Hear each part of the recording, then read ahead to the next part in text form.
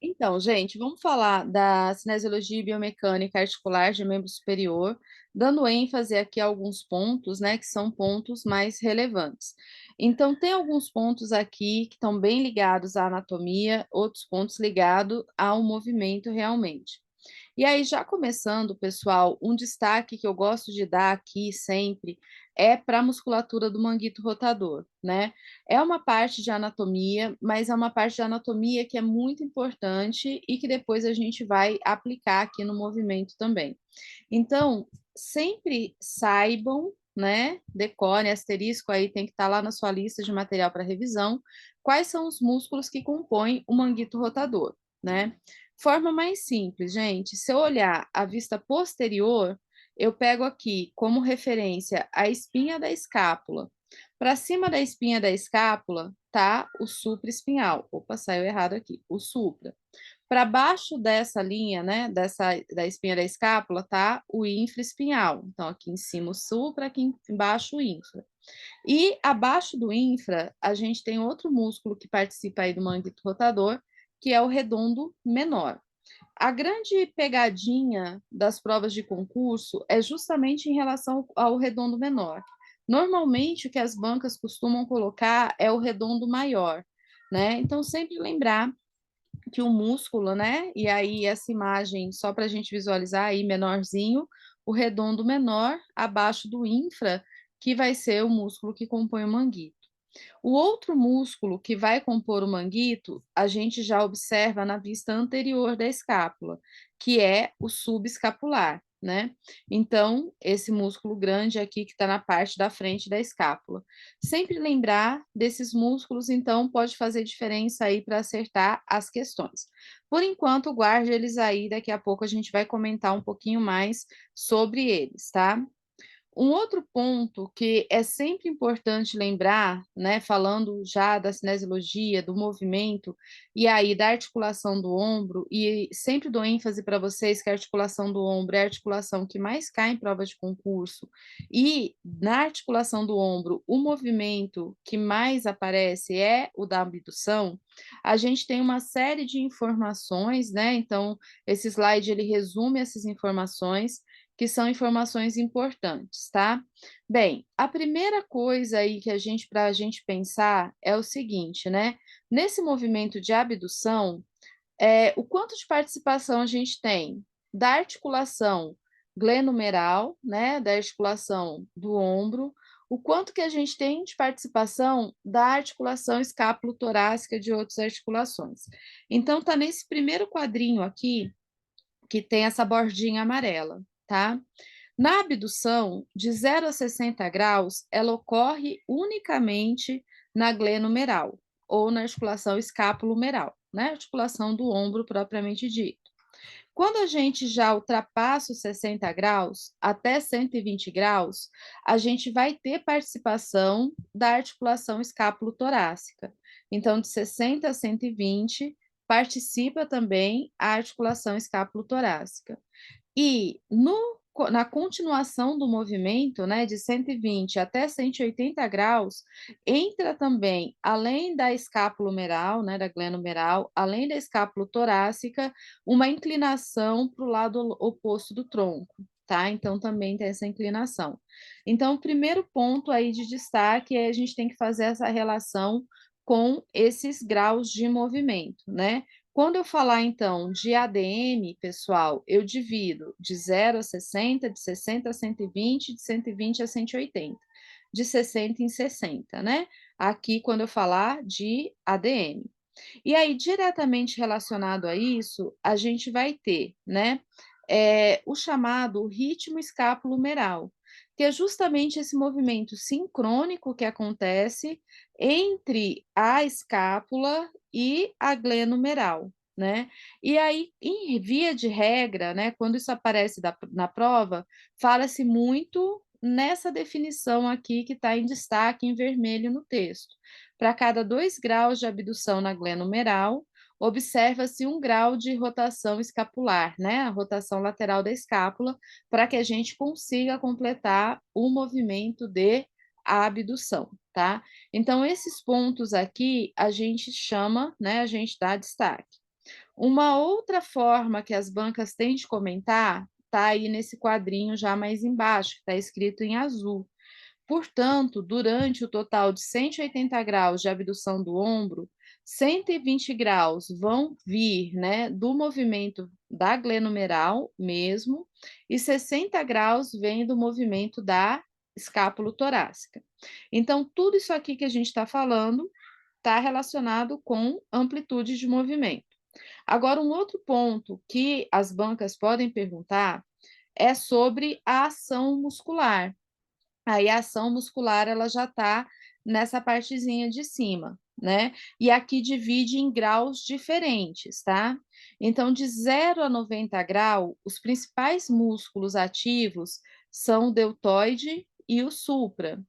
De 90 a 150 graus, entram também em ação o trapézio e o serrátil anterior.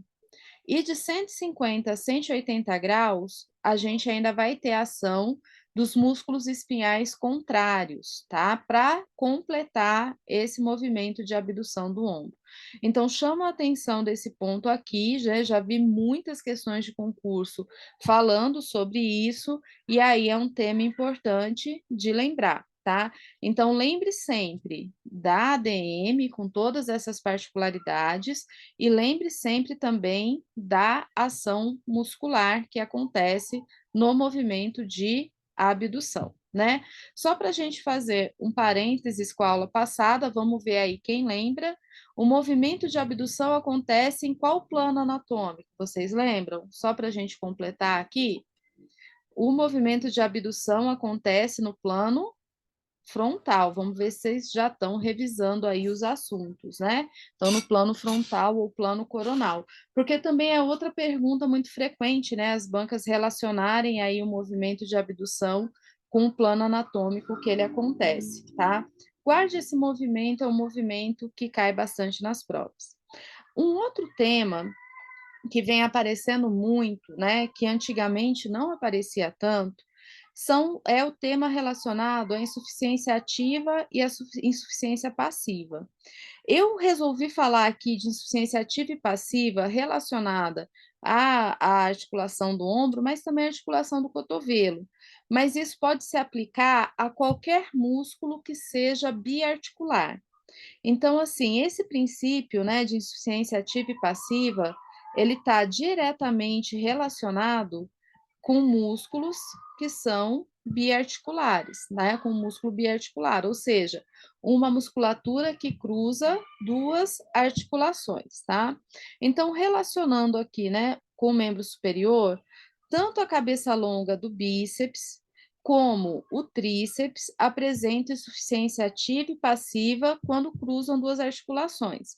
E aí, como eu disse para vocês, qualquer músculo que for biarticular.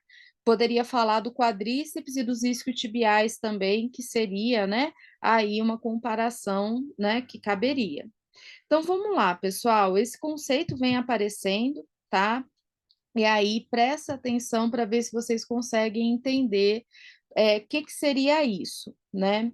Primeira coisa, né, que eu gosto sempre de pensar, a insuficiência ativa é algo ativo, né? Então, quando eu penso no músculo, algo ativo do músculo é o quê? Contração, tá? Então, a insuficiência ativa sempre vai estar ligada com alguma coisa relacionada à contração. E por que eu chamo a atenção disso, né, para vocês já começarem a pensar em primeiro ponto? Porque se aparece uma questão dessa na prova, pode ser que você não lembre todo o conceito, mas você já começa a lembrar de alguma coisa. Então, sempre relacione insuficiência ativa com contração, tá? Quando falar da passiva, aí fica mais claro. Então, olha só, o que é essa insuficiência ativa? Primeira bolinha aqui, ó. Ocorre quando o músculo biarticular inicia a contração analisada em uma posição de encurtamento. Então, esse músculo já está previamente contraído, ele já está previamente encurtado. E aí, pessoal, a força que ele vai produzir, a capacidade dele de produzir força, acaba sendo menor. Por isso que se chama uma insuficiência. Então, vamos lá, vamos continuar aqui, ó. A partir do momento que o músculo começar a se encurtar, vai ocorrer diminuição da sua capacidade de produzir força, entrando assim nessa chamada insuficiência ativa. E isso ocorre por quê? Porque a gente já vai ter uma diminuição aí, né, em relação à força e o comprimento dos sarcômeros. Os filamentos, né, de actina e de miosina, eles já vão estar sobrepostos quando a contração iniciar. Então, se eu penso aqui no bíceps, né? Se eu começar a fazer força com o meu braço aqui ao longo do corpo, o meu bíceps não está encurtado. Eu vou ter uma geração de tensão. Se eu começar a fazer o movimento com flexão de ombro, uma parte do meu bíceps já está encurtado. Então, a minha força, né, de tensão vai ser menor. E isso é chamada insuficiência ativa, tá? Eu vou fazer uma contração no músculo que já está contraído pelo movimento da outra articulação, né? Então, aqui no ombro, no caso, o bíceps já está contraído para a flexão do ombro, e aí eu vou fazer flexão do cotovelo. Se eu começar da posição, meu braço está esticadinho aqui do lado, tá? Do braço estendido, meu bíceps não está contraído, então minha capacidade de gerar tensão é maior. Agora, a insuficiência passiva. A insuficiência passiva, e daí vale sempre, né, a relação, ela vai estar ligada com o músculo que esteja alongado, tá? Um músculo biarticular alongado. Então, a ativa eu relaciono com contração, a passiva eu relaciono com alongamento, tá? Então, vou ler aqui, daí a gente vai conversando. Então, a insuficiência passiva ocorre quando um músculo biarticular alonga-se, e essa insuficiência passiva ocorrerá quando o músculo atinge seu grau de extensibilidade máxima. Então, ele não vai conseguir se esticar mais, né? Quando o músculo atinge esse ponto, essa extensibilidade máxima, determina-se que o músculo está em insuficiência passiva, não tendo mais capacidade de ceder. O exemplo mais fácil que eu consigo, né, passar para vocês, na verdade, é na perna e não no braço, tá? Vamos lá. Vamos imaginar, né? Eu estou sentada aqui, não consigo mostrar agora, mas vamos imaginar que eu vou fazer flexão do quadril. Sabe flexão do quadril? E aí, pessoal, eu vou fazer flexão do quadril com o joelho dobrado e com o joelho esticado. Onde eu vou fazer um movimento maior? Com o joelho esticado ou com o joelho dobrado? Eu estou em pé e vou flexionar o quadril. Se eu estou com o joelho dobrado, os meus isquiotibiais já não estão alongados, então eu vou dobrar mais. Se eu estou com o joelho esticado, os meus isquiotibiais já estão alongados, então eu vou conseguir fazer um movimento com uma DM menor. E aí, só depois vocês pegarem e testar aí que vocês vão ver, tá? Por quê, gente? Eu falei dos isquiotibiais e não do braço, porque no braço a gente tem menos encurtamento, né? É mais difícil da gente dar o exemplo. Na perna, acaba ficando mais fácil, e aí, justamente por conta dessa limitação aí de joelho dobrado, joelho esticado, é interessante da gente exemplificar, né? Fica mais fácil de visualizar. Mas assim, na insuficiência passiva, então, tá ligado com esse estiramento, com esse alongamento.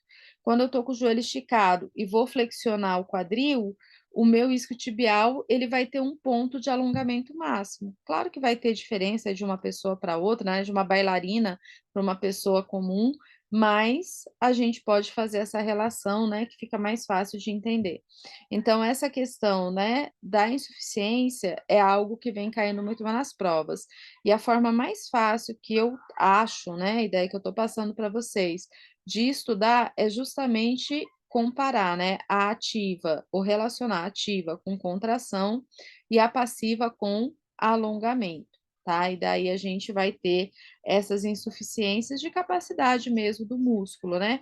Ou de contrair ou de se alongar, porque ele já está no seu alongamento máximo. Bem, aqui só para frisar, a gente já comentou, né, sobre o ritmo escapulo-humeral, mas é ponto aí importante, então aqui só para reforço mesmo, Na abdução até 60 graus, não há movimento escapular. A partir de 60 graus, para cada 2 graus de abdução da glenomeral, a gente vai ter 1 grau de movimento escapular de rotação lateral, por isso que o ritmo é 2:1. E o último ponto que eu chamo a atenção, eu tinha falado para vocês do manguito, né. Então, assim, o manguito, ele vai ser muito importante na estabilidade, tanto estática quanto dinâmica do ombro, né. Então, quando a gente está parado ou quando a gente está se movimentando. E ele participa dos elementos que ajudam na coaptação. Então, quando a gente fala em coaptação do ombro, a gente vai falar que os músculos ou os tendões, né, dos músculos que ajudam nesse movimento são os músculos do manguito, supra, sub, infra e redondo menor, mais cabeça longa do bíceps. Se a gente olha essa figurinha aqui do lado, né, tá representando justamente esses 5 músculos. E aí, na hora da prova, gente, presta bastante atenção. Se a banca tá perguntando quais são os músculos do manguito rotador, tá? Tá aqui. Ou se a banca está perguntando quais são os músculos ou os tendões que participam da coaptação do ombro, da estabilidade, tá? Estática, da estabilidade dinâmica do ombro. Porque além do manguito, entra o tendão da cabeça longa do bíceps também dentro dessa equação. E aí, por isso que lá no comecinho eu chamei a atenção de vocês para isso, porque pode ser um ponto de confundimento. Também, pessoal, eu falei para vocês, né, que pegadinha de banca é colocar aqui, ao invés do menor, o maior, né. A outra pegadinha é tirar algum desses aqui e colocar o tendão da cabeça longa do bíceps para falar do manguito, tá. Então não só para a gente diferenciar esses 2 conhecimentos, eu já vi esses 2 tipos de pergunta aparecendo em prova, e é por isso que eu chamo a atenção de vocês para isso. Já vi tanto pergunta só de manguito, quanto perguntas de elementos de coaptação, tá? E aí entra em ação, como a gente disse, o tendão da cabeça longa do bíceps também. Bem, vamos continuar aqui para a gente poder compreender direitinho, né? Na sequência, tem a articulação do cotovelo. Cotovelo cai muito pouco em prova, tá? Cotovelo não cai tanto em prova. Às vezes cai uma pergunta ou outra de análise de movimento de arremesso, por exemplo. Mas como teve um aluno que pediu para a gente, né, lá no fórum se comentar, vou comentar um pouquinho mais com vocês, tá? Então, o cotovelo é a articulação média aqui, né, que a gente tem no membro superior, tá no meio do braço. O cotovelo ele serve muito, né, como um ponto importante aí para as nossas atividades de vida diária, então para a mão executar, né, as atividades de vida diária, principalmente higiene, cuidados pessoais, a gente precisa muito desse movimento do cotovelo. Anatomicamente, a gente estuda o cotovelo como uma articulação só, né, desculpa, porque está tudo dentro de uma cápsula articular, mas se a gente já olhar aqui nessa imagem, a gente percebe que a gente não tem só uma articulação. Então, a gente vai ter aqui em cima o húmero, aí a gente tem o rádio e tem a una. E aí, pessoal, a gente tem articulação do húmero com o rádio, do húmero com a una e do rádio com a una. Então, assim, funcionalmente, na verdade, nós vamos ter 3 articulações.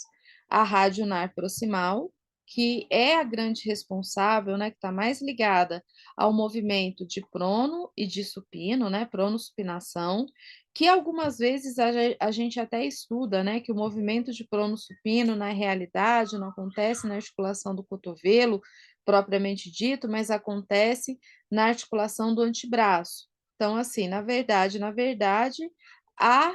o movimento de pronossupinação acontece na articulação radionar proximal e distal também, tá? Tanto a proximal quanto a distal participa para a gente ter a amplitude toda aqui de prono e supino, que é em torno de 90 graus para cada um.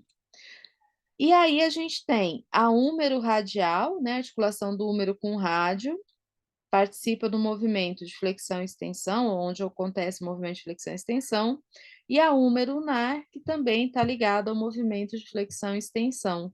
né, só para a gente então entender um pouquinho sobre essa questão da funcionalidade, né, da função do cotovelo, né. Então esses são os pontos, assim, que eu acho mais importante, sempre lembrar quais são os movimentos, né, flexão, extensão, e aí essa característica da prono e da supino, que pode então, né, aparecer nas provas. Seguindo em frente, pessoal, a gente vai ter a articulação do punho. Então aqui, eu também sempre gosto de relembrar, antes de fazer qualquer prova, eu gosto muito, né, acho que é importante a gente relembrar para ajudar a responder aí uma série de questões, sobre as articulações médio-carpais, que são as articulações dos ossinhos pequenos aqui do carpo.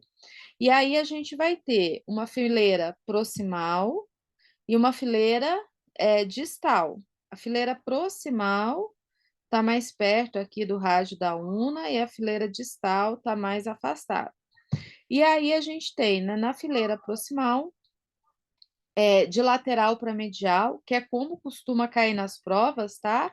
Então, da região lateral para a região medial, o escafoide, o semilunar, o piramidal e o pisiforme. E aqui eu uso sempre a sigla, tá? ISP e P, né? Eu penso na ISPN, mas em vez de usar o N, eu uso o P aí para colocar o pisiforme na nossa listinha, tá?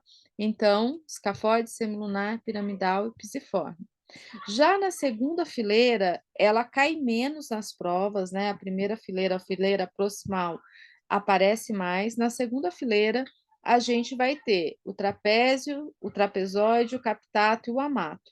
Também de lateral para medial, né? Se a gente olha nessa figura, pessoal, qual que é o rádio, qual que é a una aqui? O rádio na parte distal é o maior, né, e a una é menor, e o rádio, ele tá na lateral. Lembra a posição anatômica? Posição anatômica, a palma da mão voltada para frente. Então, se eu começar aqui, né, tenho aqui IS, P, P, né, escafoide, semilunar, piramidal e pisiforme. De referência anatômica, então acho que esse é o ponto aqui que vale a pena lembrar nesse momento. Mais à frente, né, quando a gente estuda a lesão, a gente precisa dessa referência e muitas vezes para responder questão de fratura distal de rádio, para responder questão de escafoide, né, é importante a gente ter essa lembrança aqui. Um outro ponto para destacar na articulação do punho é o túnel do carpo, que também, né, bem conhecido, então aqui só uma lembrança. O túnel do carpo, pessoal, é a região principal aí onde vão passar 9 tendões, mais o nervo mediano. O nervo mediano que está, então, localizado nesse ponto, né? E aí também sempre lembrar que síndrome do túnel do carpo é das síndromes compressivas, as síndromes que é a síndrome que mais aparece em provas. Então, aqui, como referência anatômica, lembrar do túnel do carpo. Aqui do ladinho, ó, só para quem nunca viu, é o canal de Guyot, tá? É o canal por onde passa o nervo ulnar. Mas aqui central, né? Principal é o túnel do carpo, que é onde passa o nervo mediano. E um aluno pediu lá, né, para a gente comentar, pediu lá no Forms, sobre eminência tenar e eminência hipotenar, o que que é isso, né? Pelo menos a pessoa colocou lá eminência tenar e hipotenar. Então, só para destacar, gente, a parte tenar da mão é essa parte onde a gente tem o polegar, né? E a região hipotenar é a região onde a gente tem o dedo mínimo, né? A parte do dedo mínimo. E aí a gente vai ter uma parte central na mão e as metocarpofalangianas radiais, né, para o lado aqui do polegar, e o nares para o lado do dedo mínimo. Como destaque, né, esse fofinho aqui que a gente tem na mão, né, às vezes a gente ouve falar assim, a almofada do polegar, né, esse fofinho aqui do lado do polegar, a gente vai ter a presença, né, essa fofinha é formado pelos músculos, abdutor do polegar, oponente do polegar e flexor curto do polegar. O abdutor, na verdade, está mais aqui para o lado, né, o oponente e o flexor curto que já vão estar mais aqui dentro. E na região hipotenar, então, esse fofinho aqui que a gente tem na mão, né, e aqui na lateral, a gente tem o abdutor do dedo mínimo, o oponente do dedo mínimo e flexor curto do dedo mínimo, que são músculos intrínsecos da mão que a gente tem, então, e que dão essas características aqui, né, da região tenar e da região hipotenar. E para fechar, o último tipo, né, de informação que eu acho interessante de guardar disso tudo que a gente já falou aqui, são os tipos de garra, né. Então tipos de garra, eu também já vi aparecendo aí algumas vezes em prova. E normalmente, esses tipos de garra aqui vão aparecer ligados com o tipo de movimento, né, que essa garra faz, então o tipo de movimento que é realizado. A gente tem a garra cilíndrica, que é a que a gente usa para segurar um copo, por exemplo, né, então aqui um objeto cilíndrico. A garra esférica, que daí é um pouquinho diferente, para segurar uma bola de tênis. A garra em gancho, para segurar uma maleta, uma bolsa, que a gente vai segurar, e a garra lateral para segurar uma caneta ou um cigarro entre os dedos, né, que daí vai ser essa aqui, tá. Então, quando eu vi esse tipo de pergunta aparecendo em prova, relacionava com o movimento, né, que ia ser executado por aquele tipo de garra que ia ser feito. Por isso, como eu disse para vocês, esse aqui vai ser o destaque para a gente, beleza?